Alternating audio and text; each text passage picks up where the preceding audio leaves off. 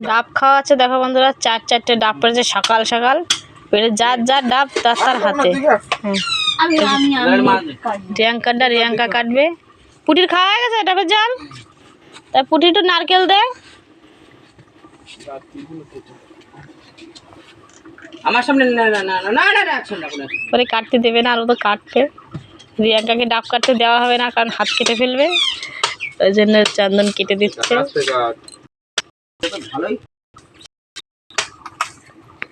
আর এই যে আমাকে দিয়েছে। এটা দেখো একদম মুখের মধ্যে ডাবের খোলা বেরিয়ে গেছে। ওইটা তো কাটতে কাটতে কেমন করে। ডাবের জলটা তো হেভি মিষ্টি। ভালোই মিষ্টি।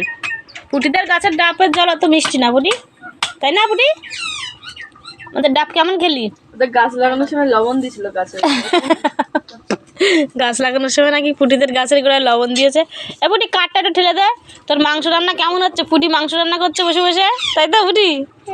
হ্যাঁ, কাঠটা ভালো করে ঠেলে দে। হ্যাঁ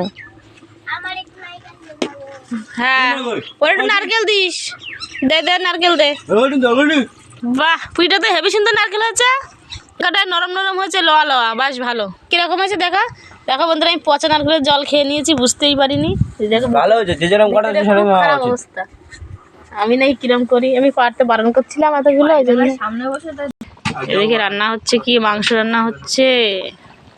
সব তো মিষ্টির মধ্যে ছিল।